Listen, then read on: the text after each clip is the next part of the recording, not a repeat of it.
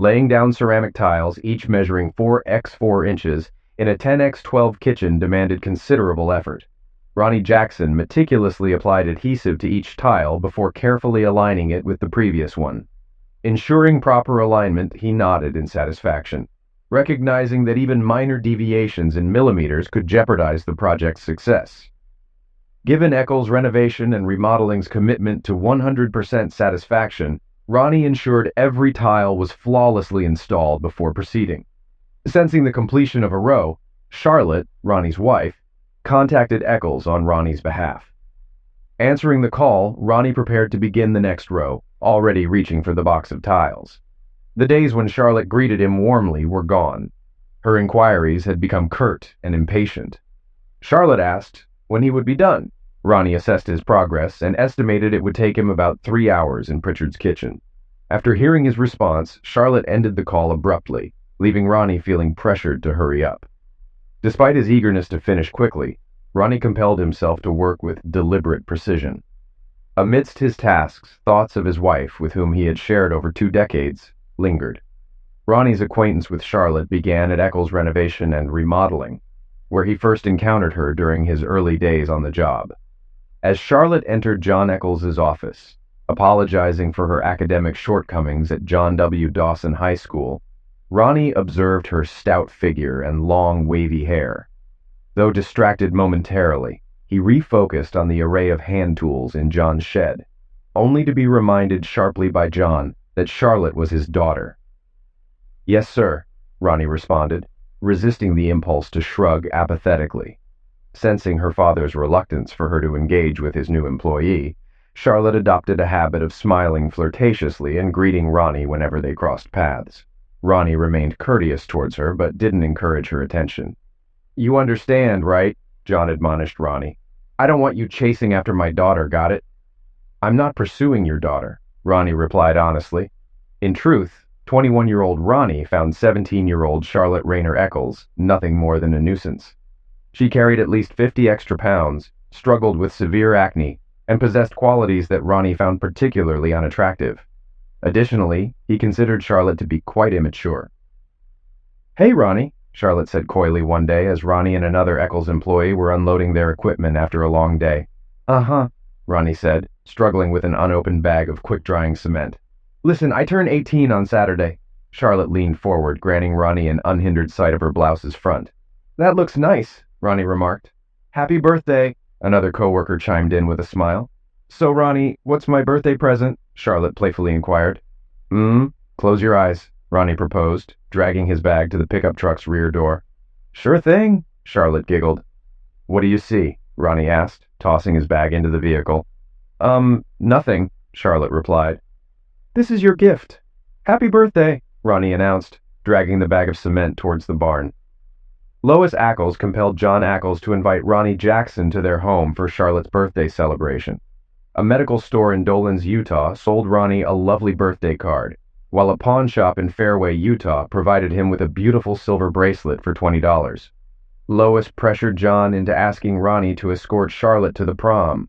Despite wincing at Charlotte's appearance in a tight sleeveless dress, Ronnie courteously accompanied her, posing for photos, dancing with her, and escorting her home with a goodnight kiss. Days later, John reprimanded Ronnie for Charlotte's heartbreak due to his failure to call her. Despite his reluctance, Ronnie contacted Charlotte and asked her out, leading to subsequent dates. On the 5th date, Charlotte gave Ronnie her pureness. Tracy Lois Jackson was born 5 months after their wedding, and for the subsequent decade, Ronnie Jackson endured the least desirable assignments at Eccles renovations and remodeling. Ronnie was convinced that on some occasions, John Eccles deliberately secured jobs for Eccles renovation and remodeling, just to burden his son-in-law with arduous tasks. Throughout the first 16 years of their marriage, Charlotte Jackson proved to be a devoted wife, striving to understand her husband's preferences and dislikes, mastering his favorite dishes, and observing silence on Sundays during Denver Broncos games. Charlotte also made efforts to lose weight, albeit with fluctuating success. Her skin improved somewhat, but acne scars remained visible, even with the aid of cosmetics. Despite these challenges, when Tracy attended Grover Cleveland Elementary School, Charlotte secured employment at the Garland County Public Library, despite its modest pay, The comprehensive benefits, including health and dental insurance, made it a valuable opportunity. Right after commemorating their 16th wedding anniversary, Charlotte's cousin Darlene relocated to Dolans, Utah with her third or fourth husband in tow, their whereabouts a mystery. Darlene's boisterous, crude nature was matched by her husband Gary, who was no better, particularly since he was an ardent Dallas Cowboys fan. Unfortunately, Darlene's negative influence rubbed off on Charlotte, who became loud, brash, and prone to complaints, neglecting household duties, including cooking. Despite this, Ronnie, skilled in the kitchen and cleaning, didn't mind the extra workload. However, what was initially occasional slack turned into a nightly occurrence, as Charlotte, Darlene, and Gary often found activities outside the Jackson house. Meanwhile, Tracy learned household chores and sewing buttons on her school uniform, harboring resentment toward her father for her mother's neglect, rather than directing it at her mother. Ronnie's timing was almost impeccable. 3 hours after Charlotte's call, he completed the threshold installation. Struggling with stiffness in his back, Ronnie pondered his age while gathering tools and remaining tiles from the Pritchard house.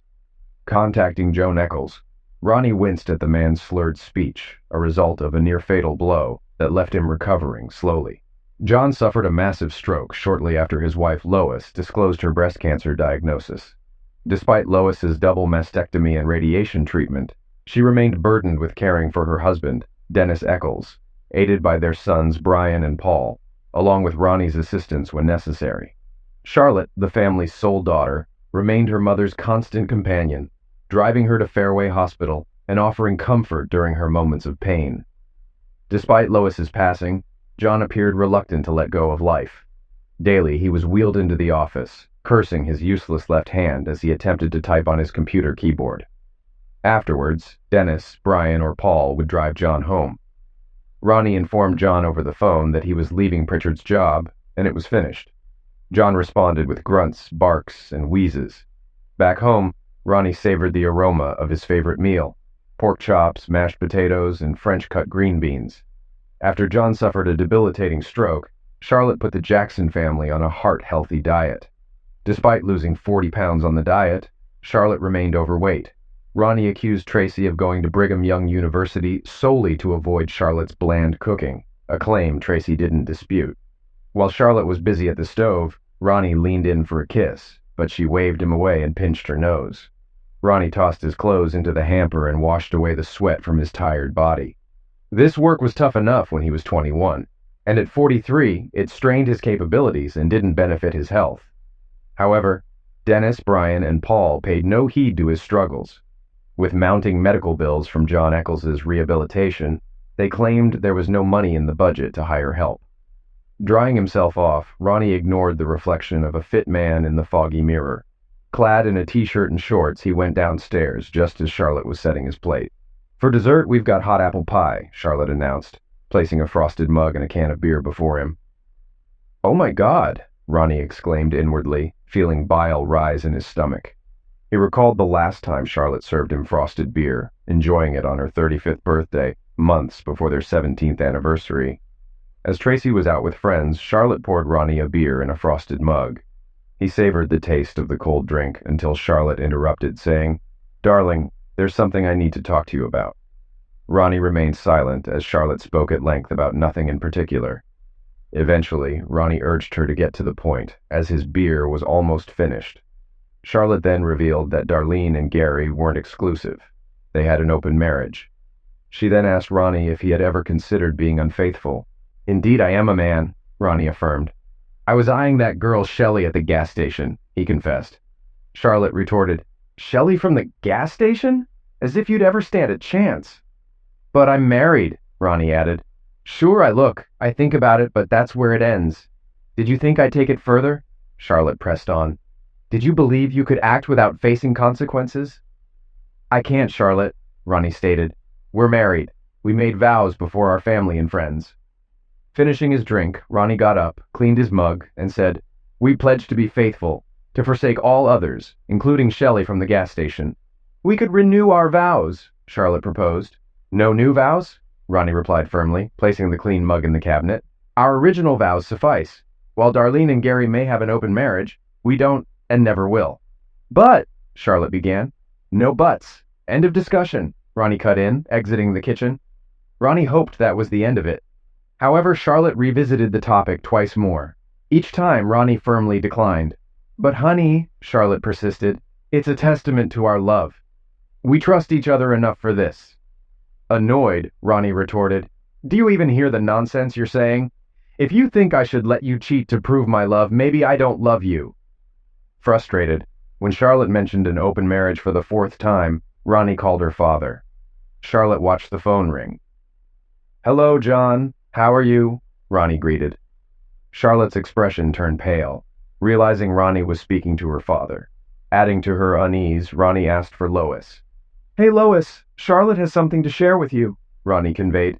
Charlotte, tell your mom about what Darlene told you. Reluctantly, Charlotte took the phone from Ronnie. As she tried to stand from the table, Ronnie, foreseeing her move, firmly restrained her. Feeling cornered, Charlotte rambled incoherently and eventually ended the call. You're despicable, she snapped at Ronnie. Listen, Charlotte, Ronnie warned. Mention this open marriage idea again, and our marriage will end. We'll get divorced. Charlotte never raised the topic again. Relieved, Ronnie noticed Darlene and Gary's efforts to reach out diminished. The pair, labeled the Toxic Twins by Ronnie, visited less frequently. Fast forward 5 years, Ronnie observed Charlotte pouring his beer, nearly overflowing with foam. She wasn't adept at it. I'll be 40 next Tuesday, Charlotte began as Ronnie tasted his pork chop. Yes, he acknowledged, swallowing. And I was a Vestal when we met, Charlotte added. Turning 40 and being a Vestal, Ronnie remarked, taking another bite. The big 40, Charlotte emphasized. During all this time I've only been with one man, luckily for you, Ronnie quipped. You've been with what, at least 10 women? Kid Charlotte queried. Is that fair? Life isn't always fair, Ronnie responded, sipping his beer. Considering my upcoming birthday and all I've done for you, Tracy, and my parents, I think I deserve some freedom. Darlene and I are heading to Las Vegas next week. She found a good deal at a casino, Charlotte shared. Ronnie continued eating and drinking. While there, we might meet some guys, Charlotte proposed. Not necessarily for anything serious, just a date. Let me see what it's like with someone else. It might make me value what I have even more, she said. The sauce is almost perfect, Ronnie commented. What's your take? Charlotte inquired. I've told you. The sauce is nearly spot on, Ronnie responded. Charlotte, this is about me branching out, gaining experience, Charlotte retorted. So, you're suggesting I'm being unfaithful? Ronnie questioned. I've made up my mind, Charlotte asserted. You can either support me or opt for a divorce. Your choice. I'll initiate the divorce, Ronnie stated. Do we have any ice cream for this pie? Hold on, Charlotte. Divorces cost a fortune. We can't just brush that aside, Ronnie exclaimed, surprised. What's there to discuss? You've clearly decided everything. You and your dubious cousin are heading to Vegas. You're not asking. You've already chosen Vegas. Forget our massive pile of bills here.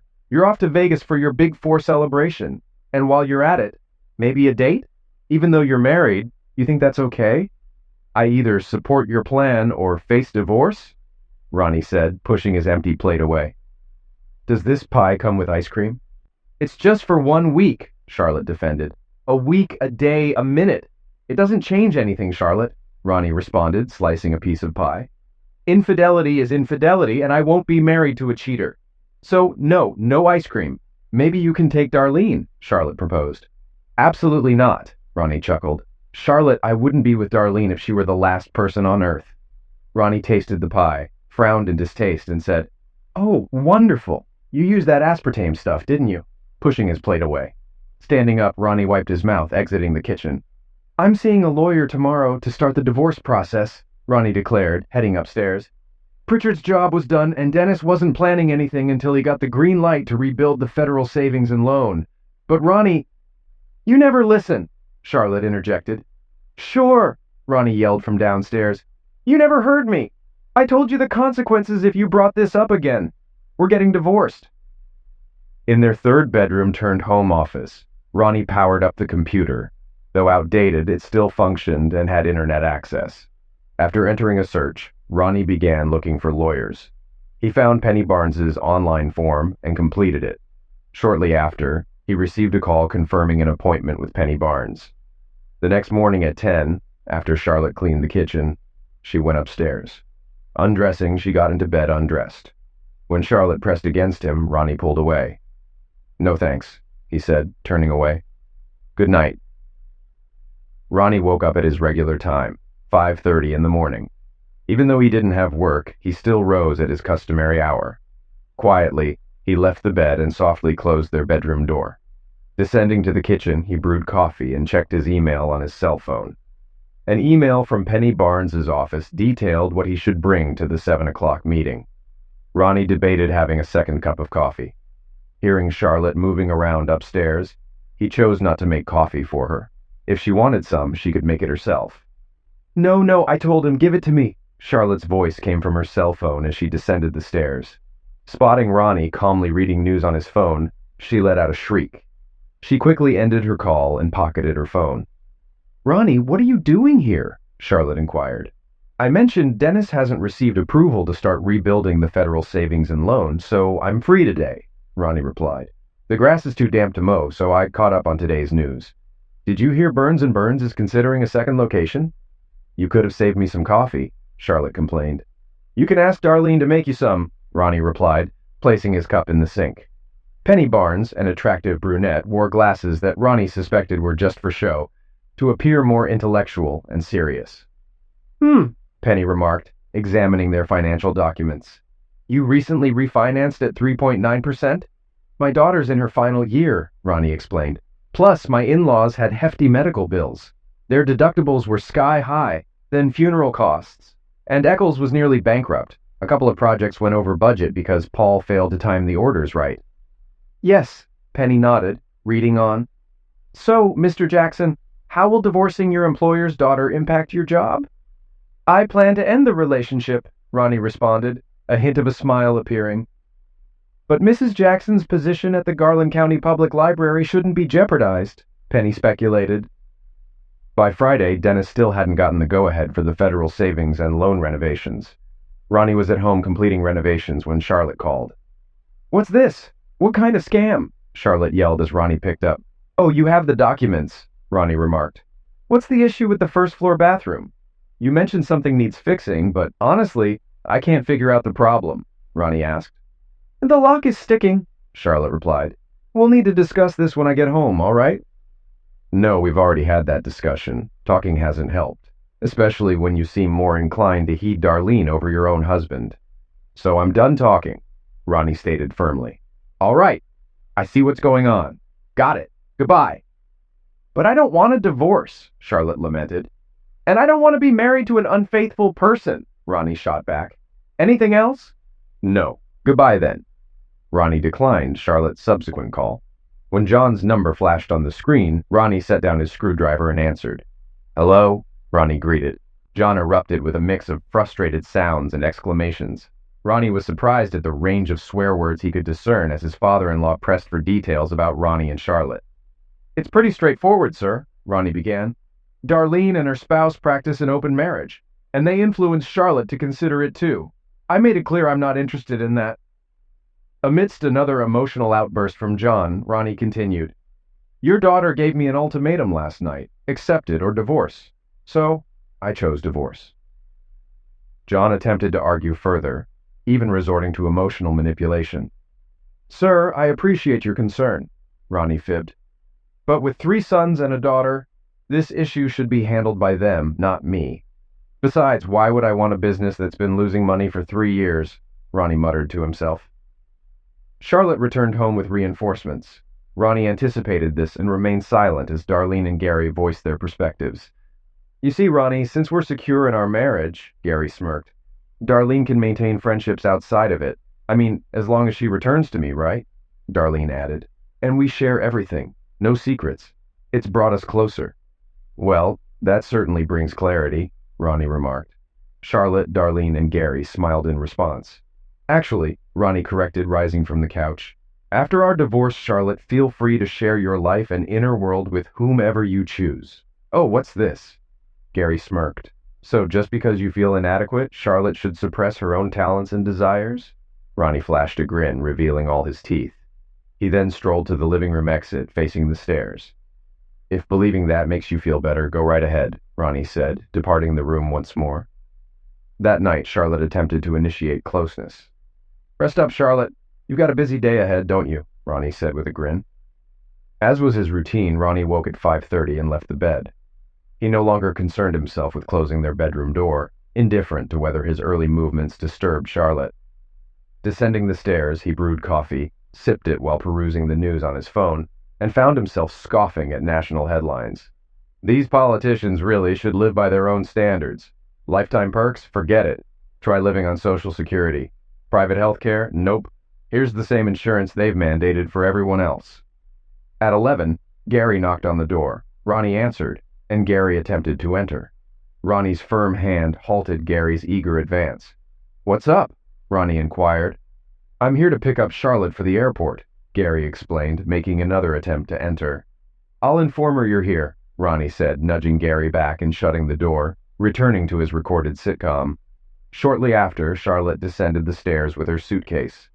"Why didn't you tell me Gary and Darlene were waiting outside?" she demanded of Ronnie. "Oh, right. Gary and Darlene are here," Ronnie replied, refocusing on his show. "Seriously? Must you act so immaturely?" Charlotte exclaimed. As she leaned in towards Ronnie, he sidestepped, leaving her to kiss the empty air. "We'll discuss this when I return," Charlotte stated. "No, we won't be doing that," Ronnie responded. After watching his sitcom and enjoying a satisfying meal, Ronnie finished his tasks by painting the front door a pale yellow. It complemented the house's red brick exterior beautifully. He chuckled when their cat, Samson, meowed from the garage. Samson was well provided for with food, water, and a clean litter box. "I'll let you out once the paint dries, buddy," Ronnie assured the cat. Upstairs, he canceled their shared credit cards. He wasn't aware of any cards Charlotte had separately and had no intention of supporting her indiscretions or her cousin's lavish lifestyle. He accessed Charlotte's personal bank account and withdrew half the balance. Similarly, he withdrew half from their joint account, from which he was the sole contributor. Utilizing the bank's website, he opened a new account solely in his name and transferred the withdrawn funds there. Online services facilitated the removal of his name from utilities and cable TV. He shrugged off an email from Garland County Power and Light, stating the cancellation would occur at the billing cycle's end. "Doesn't matter," Ronnie commented to the screen. "Time for Sloan's Pizza," Ronnie thought as his stomach rumbled. "Charlotte never let me eat there. Maybe I'll drop dead from a heart attack." He ordered pizza and a draft beer. He flirted with the waitress, even though she was significantly overweight.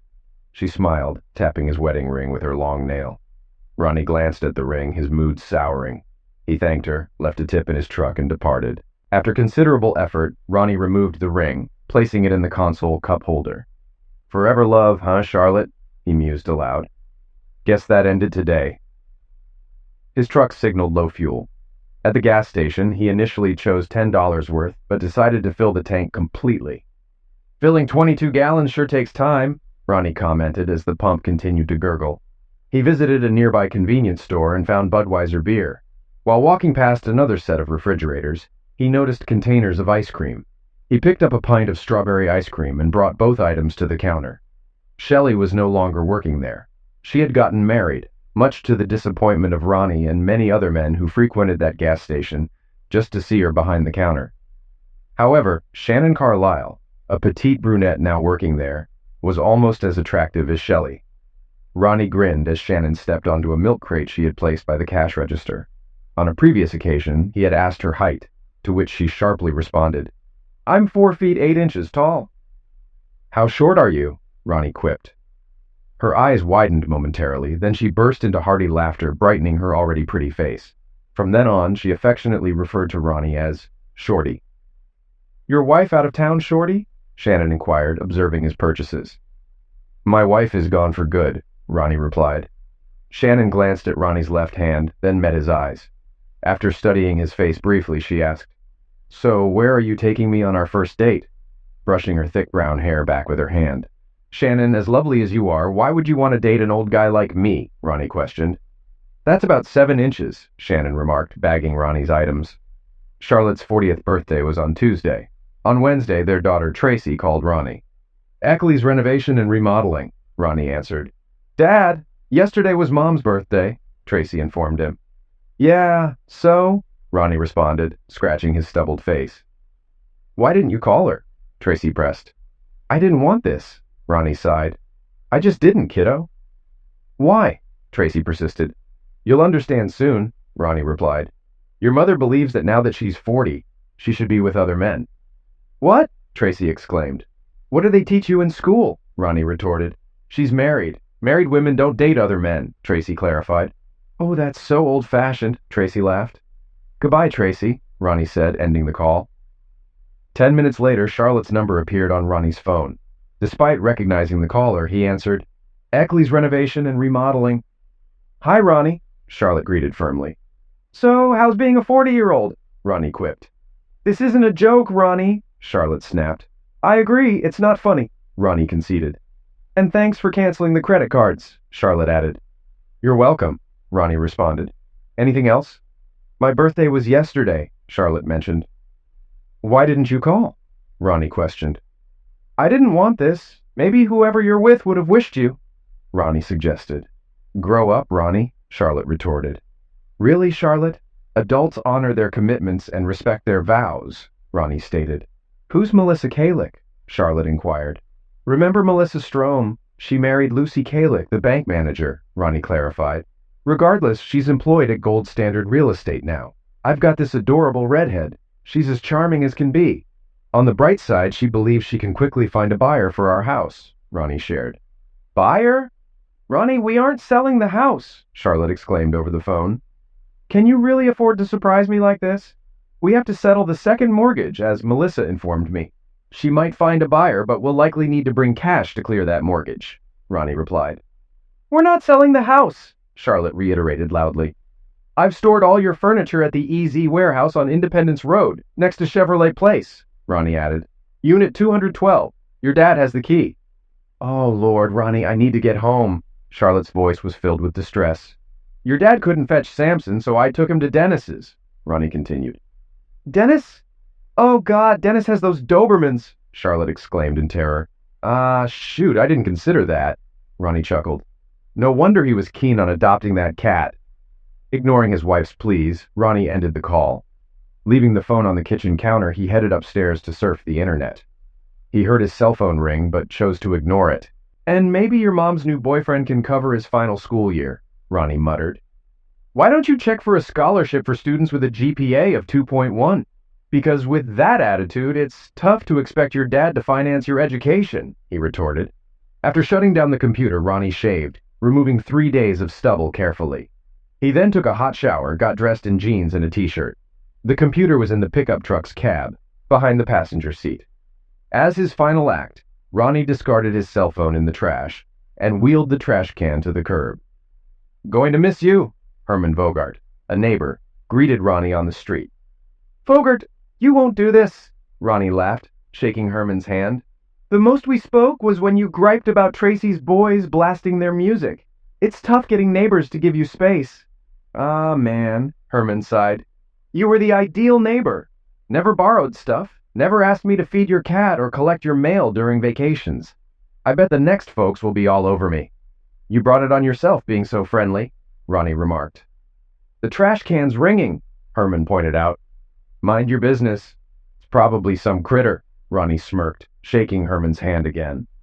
Charlotte tried unlocking the front door, but found her key didn't fit. She pulled out her phone, dialed the number for Gold Standard Real Estate listed on the sign, and stared at it in disbelief. Her phone was fully charged, but it seemed faulty. Darlene lent Charlotte her cell, while Gary checked the house's windows and doors. Charlotte whispered curses when the call connected. Gold Standard Real Estate, Melissa Kalick speaking, Melissa greeted cheerfully. This is Charlotte Jackson, Charlotte snapped. My key doesn't work at my house. Ah, Ronald Jackson's ex, Melissa chirped. Ex? Charlotte retorted. I need to sign some paperwork, Melissa continued. Guess what? I have clients interested in your home. It's not for sale, Charlotte exclaimed. So, are you buying out Mr. Jackson? Melissa probed. The Richmonds might be disappointed. They liked the Purcell house, too. Gary returned, confirming the house was secure. Charlotte reiterated the house wasn't for sale and called Ronnie. You idiot, Charlotte muttered as Ronnie's voice answered. Eccles Renovations and Remodeling. Can we drop you somewhere? Gary interrupted, growing impatient. My cat, Charlotte remembered, squeezing back into the car. Hey, Dennis answered. It's me. Ronnie said. He gave Samson to you? Charlotte asked.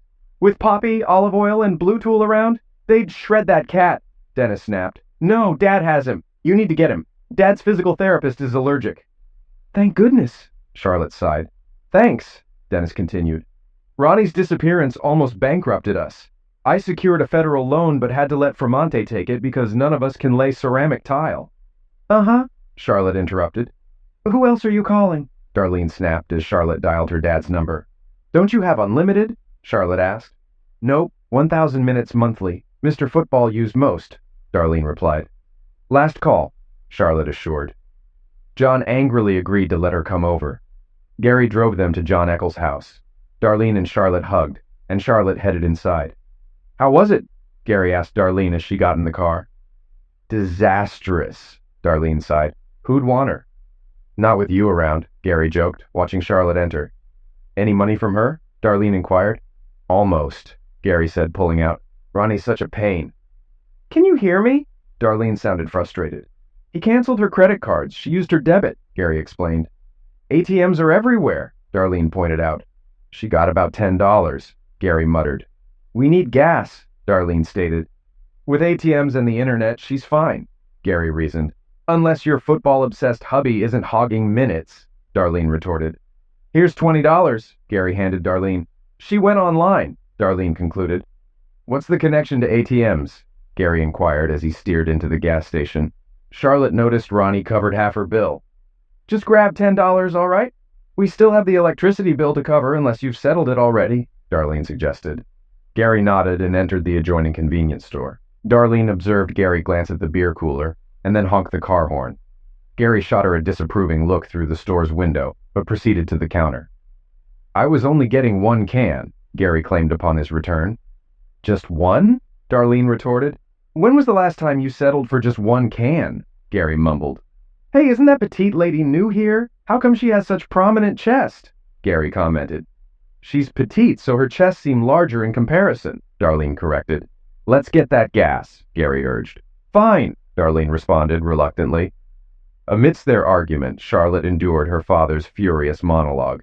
Since his stroke, John's language has become increasingly crude, and he didn't shy away from using derogatory and harmful words to describe those around him. When was the last time you looked in the mirror? John questioned. Fat pig. That face looks like it was doused and saved with an ice pick, John went on. Dad, Charlotte exclaimed, deeply hurt. Turning 40? So what? Women hit 40 every day, John grumbled. But not all betray their family at 40. John gestured towards legal documents on the coffee table. Just then, Samson entered the room. You'll need a lawyer, and I have to clean that cat litter box, John snapped. Good Lord. I don't know what that animal eats, but it stinks to high heaven, John muttered. You're back in your old room, John said tersely. I hope betraying us was worth it. Do you hear me? I hope it was. 40 years old and still making foolish choices. Later that night, lying in her childhood bed, Charlotte gazed at the wallpaper she and her mother had chosen when she was 8. Samson remained still as Charlotte switched off the light, staring into the darkness. The week of her 40th birthday had begun on a high note. The flight to Vegas was smooth, Charlotte recalled, watching the city lights emerge below. After checking into their hotel, Charlotte and Darlene tried their luck at the roulette table before opting for dinner. Charlotte felt humiliated when a waiter informed her credit card was declined. The second met the same fate. The manager brought out her third card with a stern expression. Charlotte tried her debit card, which thankfully went through. Upon checking her bank, she discovered her balance had been halved. Both she and Darlene blamed Ronnie Jackson, feeling he had overstepped. Way overstepped. Come on, Darlene urged. We're in Vegas. We can't let this setback spoil our fun, right? However, watching Darlene lose $300 at the blackjack table dimmed the evening's excitement a bit. That was Charlotte's $300, Darlene muttered. Charlotte struck up a conversation with a handsome young man at a bar, 25-year-old David Daltrey, and they headed to her room. It was a brief 4 minutes, Charlotte, Darlene quipped. Charlotte caught David attempting to snatch her wallet from her purse. Darlene lamented her $100 daily limit. Lady Luck wasn't on Darlene's side this trip, Charlotte joked. Darlene's $100 seemed to vanish as soon as she left the hotel room. On Tuesday evening, my birthday, I approached another young man. Charlotte remembered. He smirked and said, "Lady, if I wanted closeness with a 300-pound woman, I'd be home with my wife." He then suggested a blind convention nearby, mocking my appearance. Feeling hurt, Charlotte took the elevator to their room. Seeing the "Do Not Disturb" sign, she groaned and spent hours in the lobby coffee shop. Eventually, she messaged Darlene about returning. Back in her room after a shower, Charlotte wore hot lingerie and lay in bed staring at the ceiling. She noticed Ronnie hadn't called or texted for her birthday. Tracy didn't call either, but sent a birthday text. Checking her phone, Charlotte felt the sting of her husband's neglect. Yet she appreciated birthday wishes from Dennis, Brian, and Paul. The next morning, Darlene grumbled about the budget, hinting she paid for their flight and hotel. By Saturday, Charlotte contemplated ending her relationship with Darlene due to her constant complaints. But with Darlene holding their airline tickets, Charlotte stayed quiet. Now in her childhood room, Charlotte sighed deeply. Her birthday month was far from a celebration. Jim Runkles, recommended by Freddie Baxter from the Garland County Public Library, reviewed the papers from Penny Barnes's office. He then delivered a blunt assessment. "He gets half, you get half. The house must be sold, with profits split evenly. Expenses are shared. Despite his unemployment, he isn't seeking child support," Jim stated. "But I don't want a divorce," Charlotte protested. "I don't want to lose my home. I don't want to miss Jackson." "It doesn't change the facts," Jim responded. "One person wants a divorce, and that can lead to it." "Can we get a consultation?" Charlotte asked. "We can request one," Jim confirmed, and Charlotte smiled. "I'll call Penny's office." Listening to Jim, Charlotte glanced at his book titles, hearing mostly "uh-huh" and from him. "All right, Mrs. Jackson, here's the issue," Jim stated, setting his phone on the table. "I'm paying you to avoid issues," Charlotte responded, gripping her purse firmly. "Miss Barnes doesn't know where her client is. Your husband came, settled her fee, and departed," Jim relayed. "She only possesses his email address." "Is that essential?"